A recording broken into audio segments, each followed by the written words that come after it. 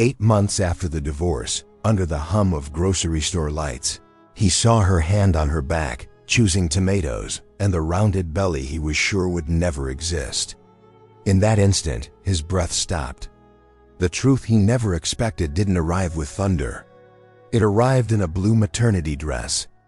And at that table, with the room's darkness closing in, Caleb realized, or maybe simply admitted, that he was living a life he'd never chosen. Across from him, Elena didn't lift her eyes. She was accustomed to weighty truths delivered in a soft, careful tone. The words didn't wound her as they might have. They hurt, yes, but she had already grown callous. She just spread butter on her bread, her eyes downcast, and wondered why she kept trying. Like this video, subscribe to our channel, and comment below with your first impressions. Part 1. The Space Between. They married young. Arroyo Ridge's people said they were in love. Some even bet it would be one of those eternal loves that defy the desert winds. But those who truly knew Caleb, and perhaps not even he was on that list, knew he only got married because his father decided it was time. Because Elena was a good girl from a decent family with clean hands. And I'm too sweet to say no. The problem was that Elena loved him truly. Not in a dramatic movie-like way, but in the way one loves just because. Because she didn't know how to live any other way. She loved his silences, his restrained manner, even the flaws everyone else criticized. She believed that in time his heart would awaken. But time doesn't awaken anything that's locked. Caleb, for his part, never knew what to do with Elena's love. He felt it was too much, that it suffocated him. And he also felt guilt, not for not loving her, but because she didn't notice. When Elena would smile and say, "I made you cinnamon coffee just the way you like it," he would feel a knot in his stomach. He wanted to say, "Thank you," but he couldn't. He wanted to smile, but his mouth felt like stone. His love lived in the past in a name he kept under his tongue like a burning secret. He never had the courage to tell Elena, not because she needed to hear it. She knew, women always know. But she preferred to pretend she didn't. The house they lived in was simple, built with both their father's hands. It had exposed brick walls, smelled of firewood, and had windows that let in the desert wind. But what blew inside wasn't a breeze. It was absent. Elena walked through the house as if dancing alone.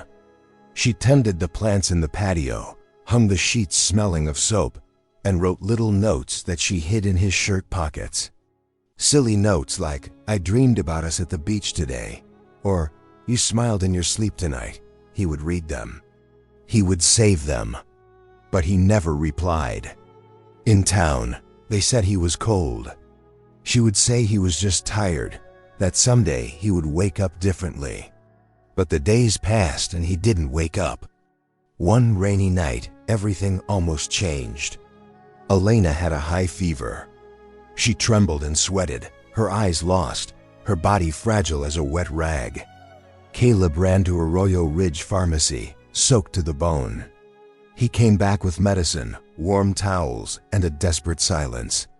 He spent the night by her side, changing compresses, adjusting the blanket, murmuring things he didn't even know how to say.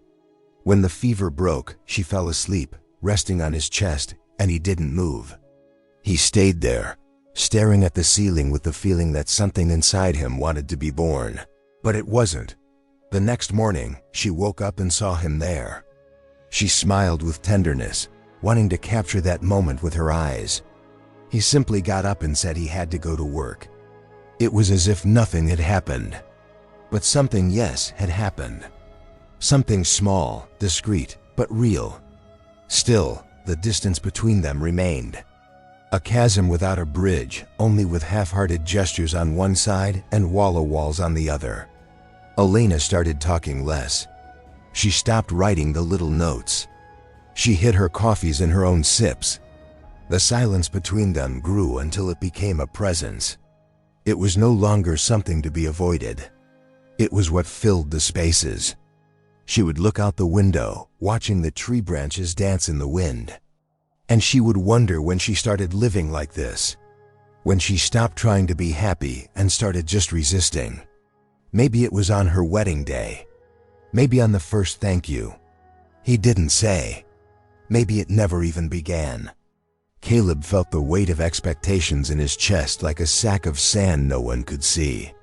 He blamed Elena for being there, for this house, for the role he was playing so poorly. But deep down, he knew the problem wasn't her. It was him. It always has been. It was just easier to blame than to admit it. His father said, "A real man swallows his pain and moves on. That love is for weak people." And Caleb swallowed everything. The tedium, the discomfort, the desire to disappear. He swallowed Elena. One night, he came home later than usual. He had spent hours driving aimlessly just to avoid having to come back. When he walked in, he found the house dark with a single lamp in the corner of the room. Elena was there sitting on the sofa with a book on her lap that she wasn't reading. "I thought you weren't coming," she said without anger and without reproach. "I'm here now," was all he replied. And he sat on the other side of the room. They didn't say anything else. They just stayed there, two silent bodies, breathing slowly, as if the night could heal what love couldn't. Outside, the rain fell lightly. Inside, the emptiness was thick, dense, like a third inhabitant in that house. And that's how their marriage was drawn. Not with promises or kisses, but with pauses. Long, painful, deep pauses without anyone saying it. And perhaps for that very reason, they both knew something was about to change. They just didn't know what. Not yet. Part 2. The last gesture. That morning, the sky was a blank page, neither blue nor gray, as if the day itself had forgotten to begin. Caleb left early without saying where he was going. Elena listened to the sound of the door closing with that cruel lightness of someone who has already learned to leave on the inside long before their feet walk out. She stayed there in bed, staring at the ceiling, feeling a different kind of silence. It was no longer the silence between them. It was the silence within her, as if her body knew before her mind that something had broken and it wouldn't be fixed. The following days came in fragments. He started coming home later and later. Sometimes he didn't sleep at home at all. Other times he would return with the scent of another's skin clinging to his clothes. Elena didn't ask. She had learned that certain answers weren't worth the bitter taste of the question until the night he didn't hide it. They were having dinner or trying to. 2 plates served, 2 chairs occupied, and a chasm in the middle. He dropped his fork on the table with a dry clatter and said, "I want a divorce." Elena looked up slowly, not out of surprise, but as someone who finally faces what they've always known. "I never loved you," he continued without a flicker. "My heart always belonged to someone else." She remained still. She didn't cry. She didn't scream. She just took a deep breath, trying to keep her body from falling apart. Inside, the floor had given way. But on the outside, she simply got up from the table, took her plate, and carried it to the sink. He watched her, confused by her lack of reaction. He expected a scene. He expected guilt, but all he got was a silence that hurt more than any words. That night, Elena didn't sleep. She sat on the porch with a blanket over her shoulders and her feet cold. She looked at the empty street and wondered how it was possible that even having foreseen it all, it hurt so much. 2 days later, the dizziness arrived.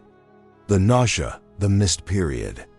She knew her body once again had warned her before the test. But she took it anyway. Alone at a pharmacy in the old Plaza district where no one looked you in the eye and everyone knew too much. Positive. She returned home with the result folded in her coat pocket. She sat on the bed, took a deep breath, and waited for him to arrive. She had to tell him. It was the least she could do. Caleb came in as usual, without knocking, without looking. He threw his backpack in a corner and went straight to the bathroom. When he came out, Elena was standing in the center of the room. I'm pregnant." He froze. His eyes blinked slowly as if his brain refused to comprehend. "What? Pregnant?" she repeated, her voice clear.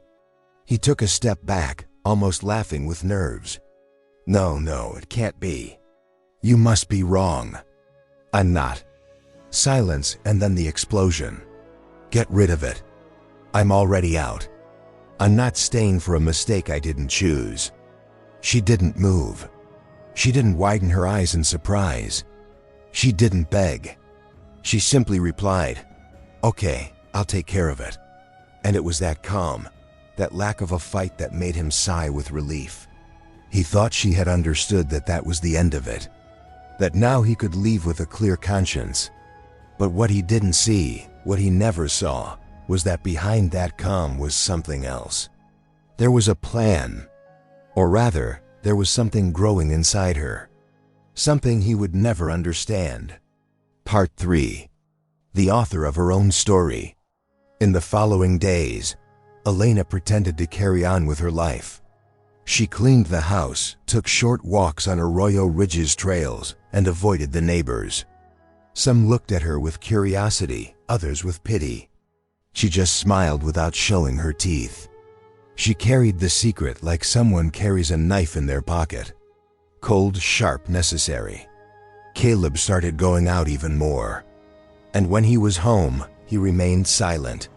He spent more time with his phone than with his eyes on her. And still Elena watched him, every gesture, every doubt, every new weariness on his face. One night they sat at the dinner table in silence as always. But something hung in the air. "Have you talked to a lawyer yet?" she asked without looking at Robert. "Not yet, but I will," he replied dryly. "When you want me to sign, let me know," he nodded. And she went back to looking at her plate. But she didn't eat. She just played with her food like someone searching for something that was never there. Later, lying in bed, Elena caressed her own belly, still flat, still invisible. She thought about what would become of that baby. She thought about how to protect something so fragile in a world where no one holds anything with both hands. She still didn't know what she was going to do. She just knew what she wasn't going to do. The next morning, while he was still asleep, she wrote something on the bathroom mirror with lipstick.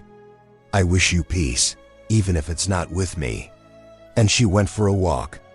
At Arroyo Ridge Market, she saw a middle-aged woman with a child in her arms. He was laughing, covered in flowers, and hugged his mother with his feet dangling. Elena couldn't look away. She felt like crying, but she didn't. When she returned home, Caleb was already gone. In the kitchen, his mug was still on the counter with the remains of cold coffee.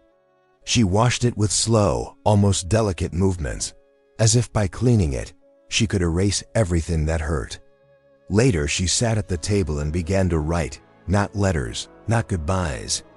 She was writing plans.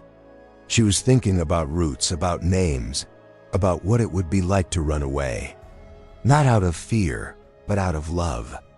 A love that was now only hers, and that being who was growing silently protecting her from within. And that night, as she lay down, she looked at the dark ceiling and whispered, "You don't need anyone else. I have you, and that's enough." On the other side of the city, Caleb was drinking with friends who didn't know him, with women who didn't truly want him. He laughed loudly as if the world were simple, as if everything were fine. But deep down there was something strange, an echo, an annoyance, an emptiness that no drink could fill. He didn't know yet that the biggest lie in the whole story was about to begin, and that for the first time in his life, Elena was not the victim. She's the author. And like any author of a story, she no longer wanted to live. Elena took an invisible pen and began to rewrite her destiny with trembling but firm hands. In the early morning hours, before the first rooster crowed, she left town without a sound. She carried with her a small suitcase, the pregnancy tests hidden among her cotton clothes, and the last photograph of their marriage, not out of nostalgia, but as a reminder of what would never be again. The bus departed with its headlights tearing through the darkness. Elena didn't look back, not out of strength, but out of weariness. Behind her, she left a house where love had never truly entered.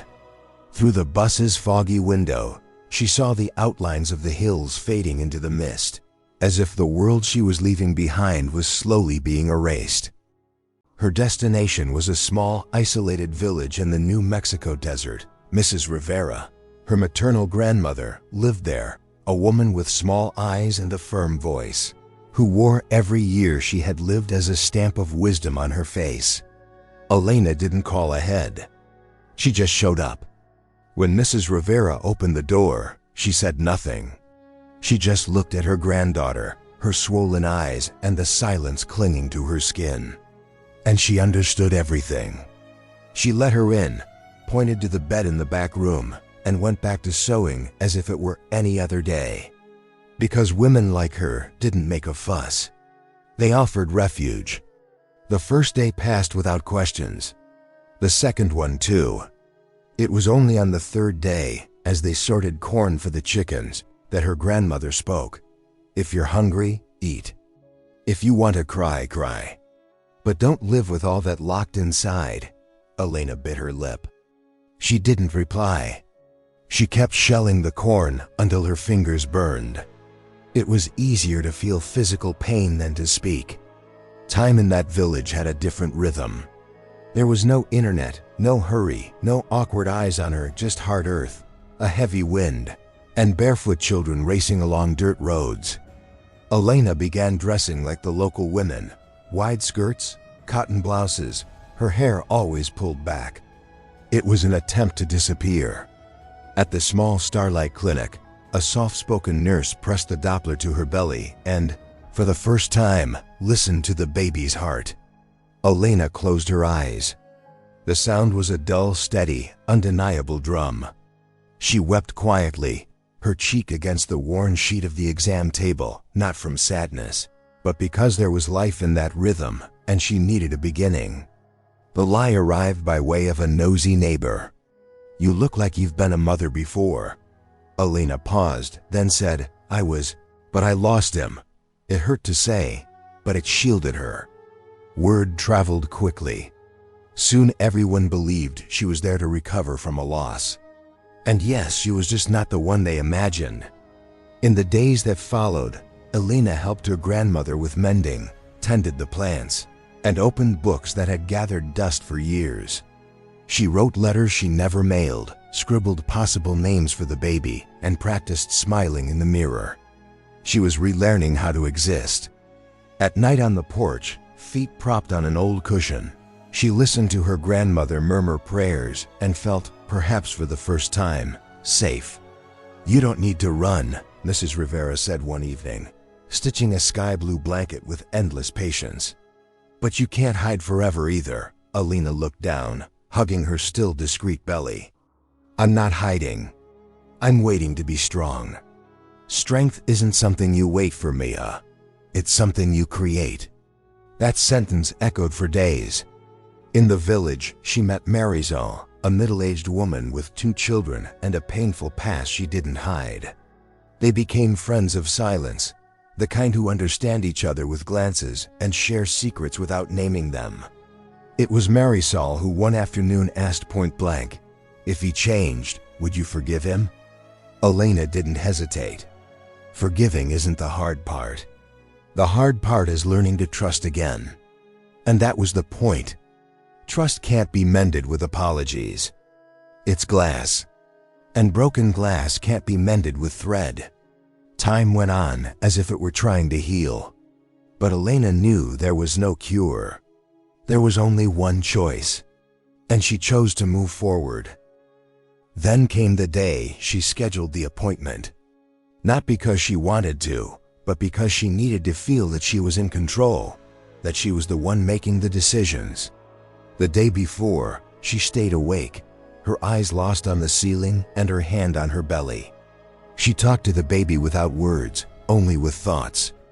It was as if she were saying, if you're going to be born into a world where no one wants you, it's better that it's not now. But her heart was beating strongly. insistently, as if it were saying, "I'm here, and I want you." That same night, on the other side of the city, Caleb dreamed. In his dream, Elena was leaving the Starlight Clinic. Her hands were stained with blood, her eyes empty, and there was a strange sound, not a scream, not silence. It was a cry, a baby's cry. He woke up drenched in sweat, his chest pounding as if he had run miles. And for the first time, he felt fear. Without thinking, he got in the car. He drove without stopping, as if the wheels knew the way. He arrived at the clinic just as dawn was breaking. The street was empty. A cold wind blew, kicking up dust. And then he saw her. Elena was coming out slowly, her steps heavy, her face downcast, her head low. He ran toward her. "Elena." She stopped, but she didn't look at him. "It's done. I got rid of it." The sentence was said like a knife, without hesitation, without drama. Just said. He looked at her, his mouth opening and closing without making a sound. "You don't have to worry anymore." And she kept walking. He fell to his knees right there on the dirty sidewalk. The world spun. Everything in him screamed, "No," but it was too late. Or at least that's what he believed. What he never knew was that she hadn't done anything. She had just decided not to share anything else with someone who never stayed. That lie was the last gesture of love, or perhaps of self-protection, because she knew that from that moment on, what she carried inside was only hers and whoever was willing to stay. Part 3: The Return of the Prodigal Son.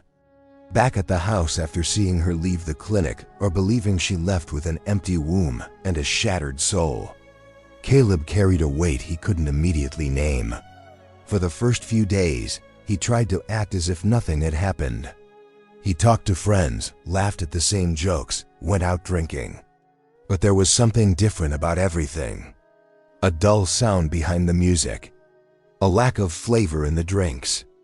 An inability to laugh that he couldn't explain. The house, once silent, now screamed.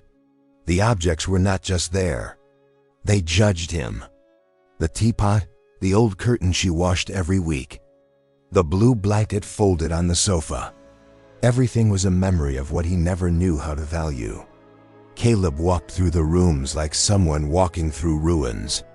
And no matter how much he tried to convince himself that he was free now, something inside him knew he had lost something bigger than any freedom. He started avoiding the mirror. His own eyes accused him. There was something he didn't recognize, unease, one night.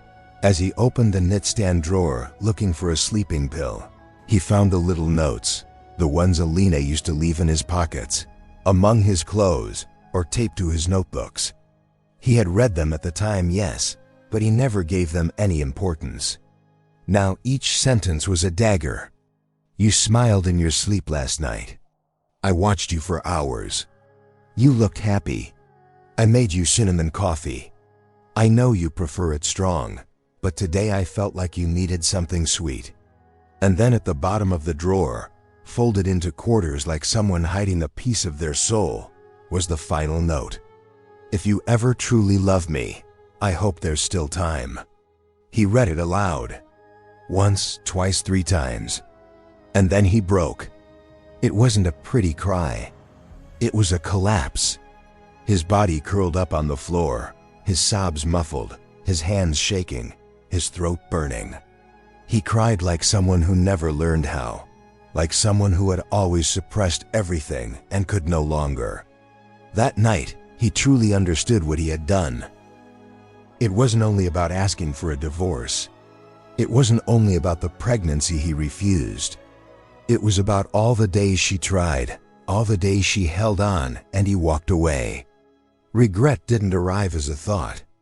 It came as a presence, a weight at the base of his neck, an echo in the walls, a voice that kept saying, "She stayed and you left." His friends drifted, not out of malice, but because they didn't know how to handle who he'd become.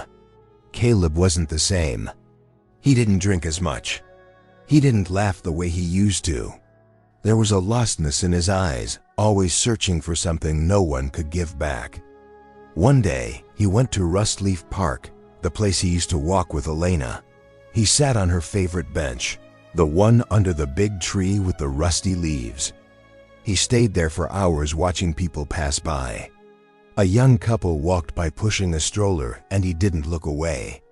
He thought that could have been me, but it wasn't. He went back home and looked at old photos in a dusty album, an image of the two of them dancing at a wedding. Elena was smiling with her eyes. He was just there, nothing more. For the first time, he noticed how he never truly smiled in photos with her. He sat on the living room floor, surrounded by albums, notes, and memories he had once ignored. And he had clarity, a clarity that hurts. He had lost her before he even realized he had her. In the following days, he tried to call her. The number no longer worked. He called Elena's mother, who hung up without a word. He sent messages, and none were answered. He went to her parents' house. No one answered. He learned they had sold it and moved. Elena was now absent. Caleb immersed himself in trying to fake normally. He took a job at a mechanic shop. He spent his days in oil and grease trying to get his hands dirty, so his soul wouldn't get dirtier. At night, he slept on the sofa, not for comfort, but as a punishment. The dreams of Elena intensified. Sometimes she looked at him in silence. Other times she spoke with her eyes full of tears, and in some she would hand him a baby and then take it away before he could hold it. Loneliness became a habit. But not the kind you choose, but the kind that is imposed on you. One afternoon coming home from work, he found a letter at the door. No return address, no sender, just his name. Written in that handwriting he knew so well. He opened it with trembling hands, but it was an old note, one she must have left by mistake in a notebook he threw away, and that someone by chance returned. I saw you sleeping last night. You were dreaming. Were your lips moving, saying my name? I want to believe you were. He broke again.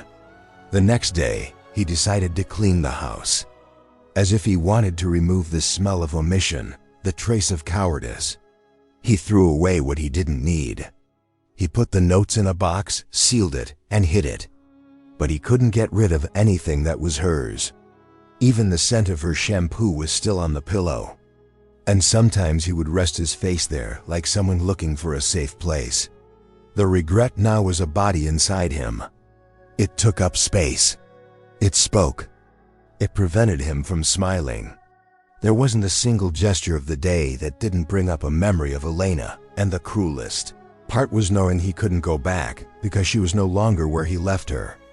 And more than that, maybe she wasn't waiting for him anymore.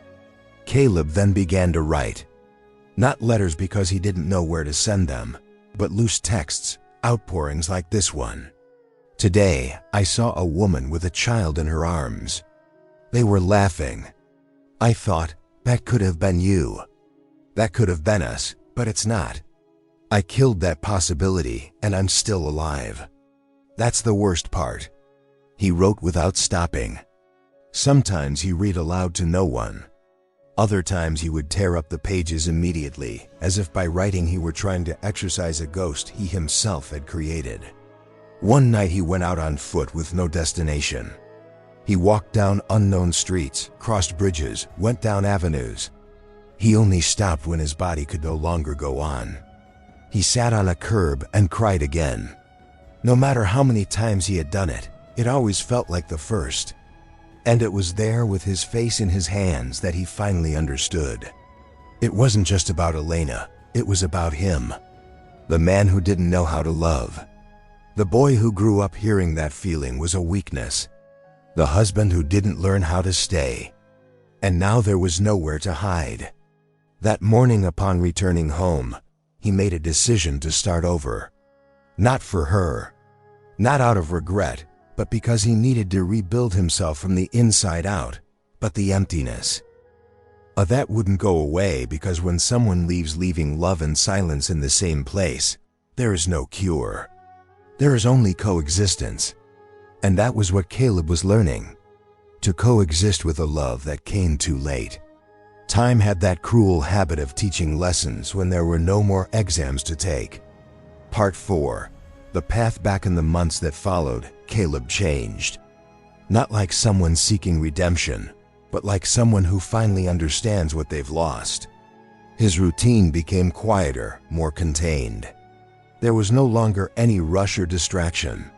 The workshop was the only place where his mind calmed down, hammering, tightening screws, fixing what was broken. It was ironic. He could fix anything but his life.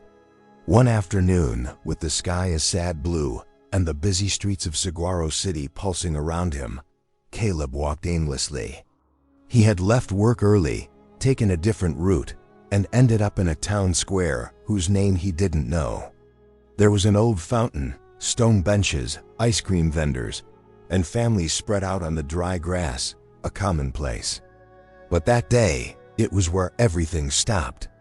He saw her across the street, Elena. She wore a loose blouse, but not loose enough to hide the belly she held with both delicacy and firmness. She walked slowly, one hand on her back, the other on her stomach. She wore a simple dress and flat sandals, and her hair was tied back in a way he had never seen before. But it was her. The city kept going. People walked by. Cars honked. The children laughed. But for Caleb, everything fell silent. The world lost its sound. Only that image existed. The woman he thought he had lost forever. And more than that, the truth she had never told him. The baby. He took a step, then another, and he stopped. The impact was stronger than the impulse. It wasn't just surprising. It was a pang in his chest and a regret that now had flesh, form, and movement. He felt his legs falter. He gasped for air, his eyes filled with tears. And then he sat down on the curb, not even noticing, his head bowed, his elbows on his knees. There, between the noise of the city and the internal silence, he murmured, "She lied. She didn't have an abortion. She protected me even from that." And he cried again, but differently, because now there was something more than guilt. There was hope. Elena crossed the square without seeing him. She went into a bakery. She bought bread. She talked to the saleswoman, smiled slightly, and she left. When she walked by again, he didn't move. He just watched her. She seemed tired, but whole. There was a fierce calm in her posture, like someone who fell, but chose to get back up.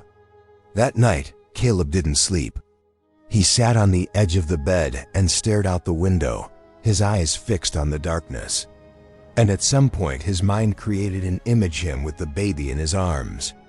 The child looked at him with deep eyes like hers. And in the dream he said, "I'm sorry. Not for before, but for not being better." He woke up in a sweat, but with clarity, like someone who has received a mission. He needed to see her for real, not just find her on the street like a spectator. He needed to be in front of her, look her in the eyes, and say everything that was stuck inside him, even if she didn't forgive him, even if she didn't want to listen. He knew he couldn't show up empty-handed or with cheap words. The next morning, he asked for 2 days off. He told his boss he had to resolve something personal. He took a bus toward New Mexico. He didn't know if she was still there, but it was the only lead he had. The road to the village seemed longer than it was.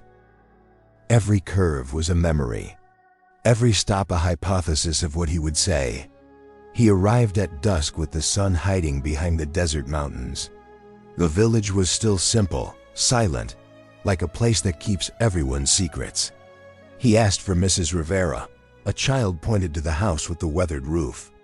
Caleb stopped in front of the wooden gate. His heart pounded against his chest. He took a deep breath. He knocked and he waited. The gate creaked before opening completely. It wasn't Elena who answered.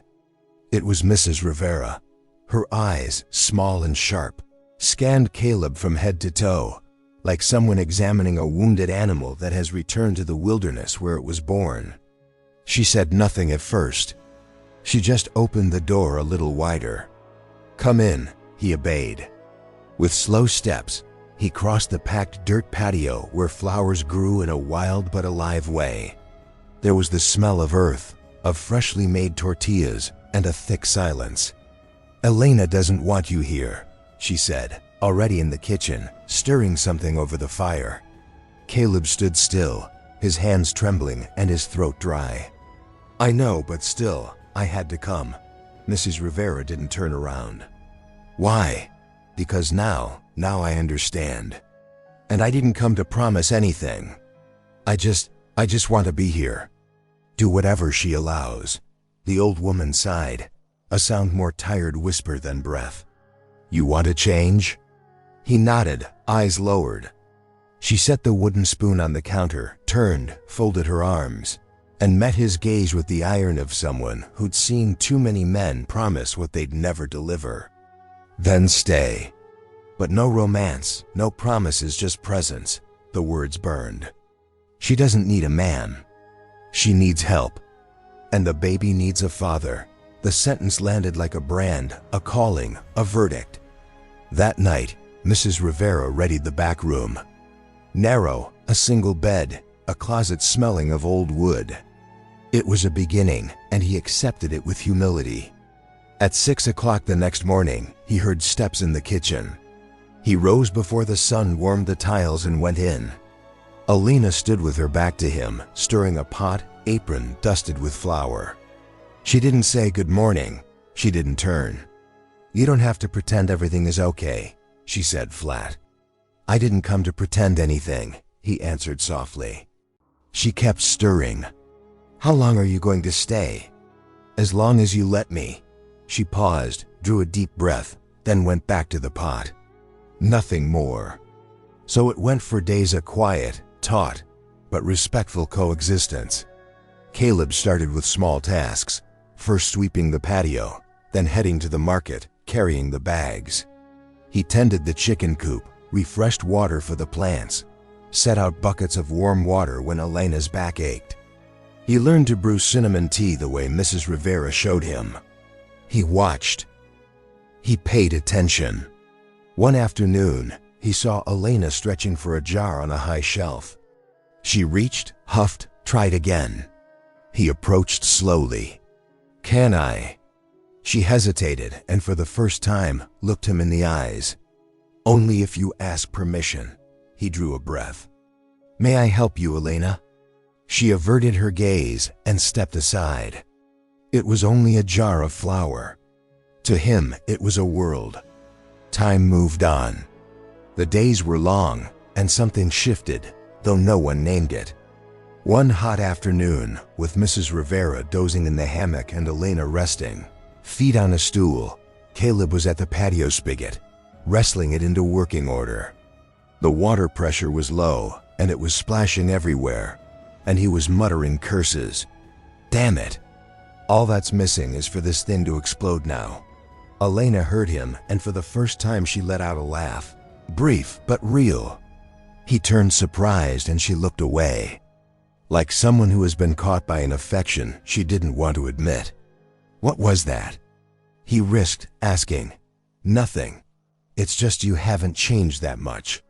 He smiled, not knowing if that was a good thing or a bad thing, but it was a sign. In her room, on top of the wooden crib, there was a teddy bear. The same one from the beginning of their marriage, which he had once brought her without thinking, in a gesture that was too small for what was missing between them. Now that little bear was there, a witness to a time that no longer existed.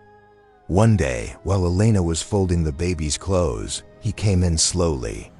"Can I?" She didn't reply, but she didn't send him away either. He approached the crib. He carefully touched the little bear. Then he looked at her. "I wish I could go back, do everything differently." She stopped. She looked at him. There were tears in her eyes, but also firmness. "But you can't, I know.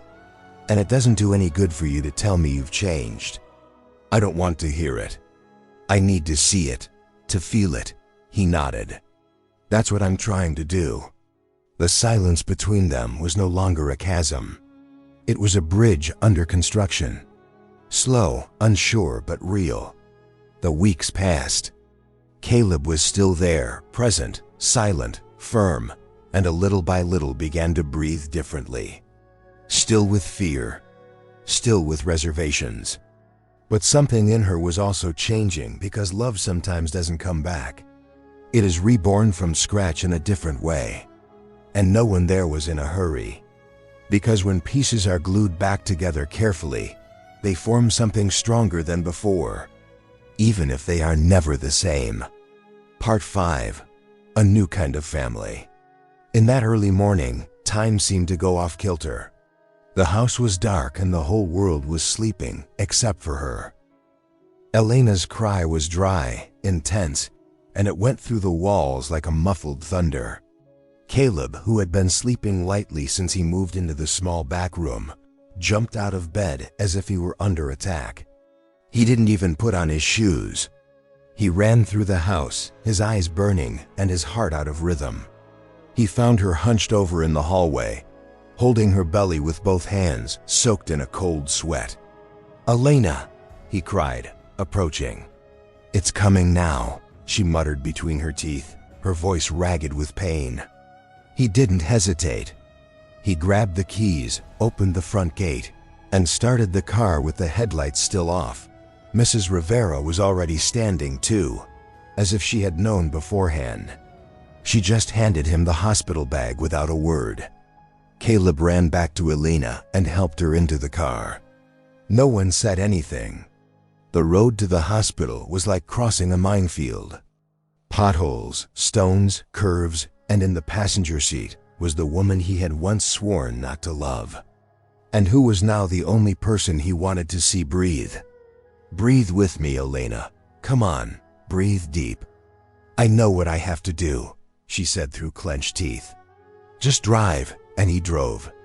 With the care of someone carrying something sacred at the hospital, the hallway smelled of disinfectant and urgency. Doctors ran back and forth, and he felt his legs giving way as they put her in a wheelchair. "Are you the father?" they asked.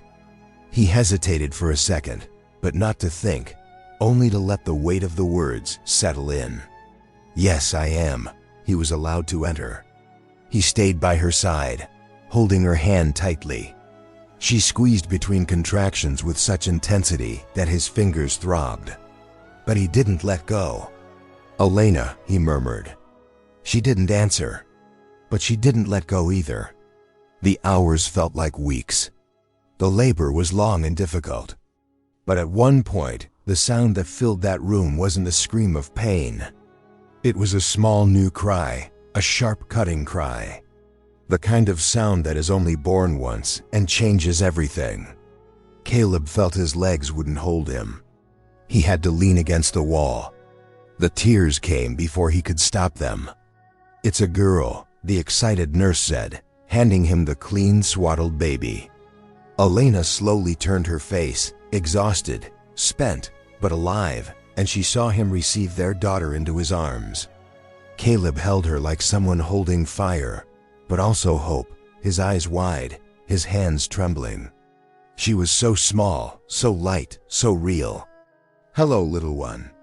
"Hello," he whispered, his voice cracking. He looked at Elena. Her eyes were full of tears. No makeup, no armor, just her human, whole, strong.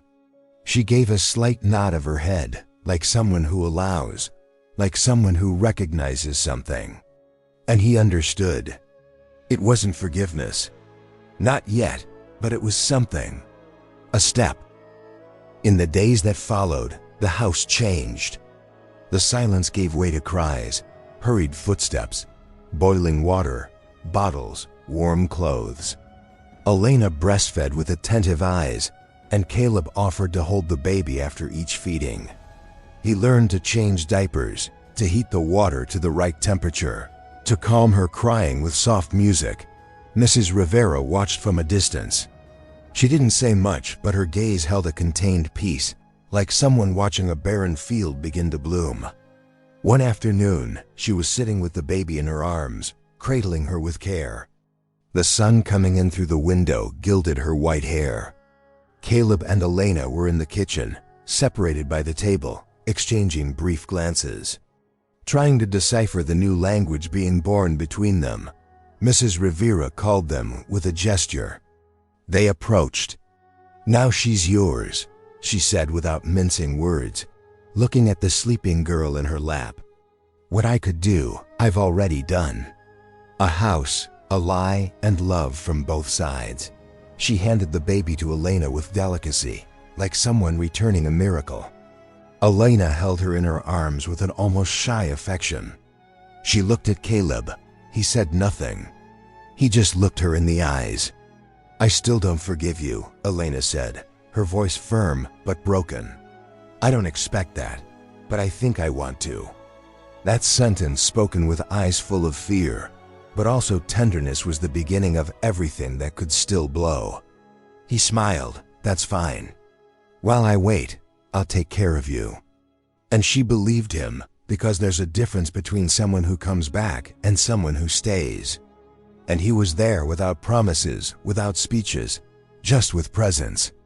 And in that moment, even though no wounds were completely closed, they were a family. Not perfect, but possible. Time passed with slow steps, as if it knew that hurry doesn't go with rebuilding. The days in that house were no longer made of sharp silences, but of new sounds. The noise of tiny footsteps in the hallway, the shy laughter of a little girl who was beginning to explore the world, and the soft conversations between two people who at last were learning to listen to each other. Caleb woke up early. The sun was barely stretching over the rooftops when he was already dressed, his hands rough and the lunch Elena had prepared for him ready. The Mesa Vista build site was a half-hour walk away. It was hard work, but it was honest. And for him, more than that, it was the opportunity to build something solid, both on the outside and on the inside. He would return in the afternoon, his body covered in dust and his face tanned by the sun. But when he crossed the wooden gate, he would always find the same scene. Elena sitting on the porch with the little girl on her lap or at her feet, playing with scraps of fabric, dried leaves, and inventing stories for every new sound she learned to make. "The bath is ready," Elena would say without looking at him as he took off his dirty boots. It was routine, but it wasn't automatic. It was care. A care that had been born slowly, like everything else that needed to be reborn. After his bath, they would have tea. The cinnamon kind with more sugar than he liked, but which she said helped to relax. It was in those moments that they would look each other in the eye. They didn't talk about the past. There was no need to. What was important was what they were building. The baby, now with teeth on the way and wobbly steps, had become the center of their universe. Every new syllable, every attempt to say mommy or daddy was celebrated with a contained joy, as if they were afraid destiny would hear them and come to collect. Elena smiled more, and it was a different smile from the one he remembered. Before she smiled with hope. Now she did it with presence. A smile from someone who no longer expects anything but just lives. Caleb, seeing her like that, felt a silent gratitude, not for having been forgiven, but for having been allowed, for having been received, even without the whole story breaking down, for her choosing to stay, even though she didn't have to. Sundays were the favorite days in that house. They would wake up without a rush. Mrs. Rivera would make bread in the wood-fired oven, and after lunch, she would tell stories of when she was young. The little girl would listen, not understanding much, but always clapping at the end. And everyone would laugh. Elena sometimes would look at Caleb and see a different man, one she hadn't known before. Someone who no longer asked for forgiveness with words, but with actions. Who came home exhausted, but still found the strength to tell a story or fix the faucet that had been dripping for days. She didn't say, "I forgive you" anymore. But each night, when she lay beside him and rested her head on his chest, it was enough. On one of those evenings, warm breeze combing the porch, the little girl asleep across his lap, it happened. Caleb knelt, not out of panic or haste, but with a calm Elena had never seen in him. He drew a small cardboard box from his pocket. Inside, a plain ring, no stones, no shine, carefully chosen, paid for with long days and saved up nights. "Elena, I was a fool," he said. "I loved you from the beginning, and I was too blind to know it." His voice held steady, but his eyes trembled. She watched him without speaking. The little girl breathed softly, as if the world had finally found its place. "You are my home, my courage. Will you marry me again? This time for love. Only for love." Time seemed to pause. Elena glanced at the child, then back at him. Tears rose, not from sorrow, but from something full to overflowing. She took a heartbeat to answer because she understood what that yes would carry. Not an erasing of the past, but a clear-eyed remembrance of the road that led here. "Yes, now yes." Caleb shut his eyes for an instant, the way someone does when they've reached shelter at last. From the back of the patio, behind the plant's shadows, Mrs. Rivera watched. She didn't come closer. She simply smiled, the quiet smile of one who knows certain harvests take time, and yet they bloom. "Now a real family," she murmured, going inside with a lightened heart. Above the porch, the moon felt like it heard everything. And there, beneath a sky of invisible witnesses, 3 lives braided together, not with grand vows, but with gestures. Not only with the weight of what had been, but the lift of what could still be. Love was no longer a distant ideal. It has become a daily practice. True love doesn't always start with promises.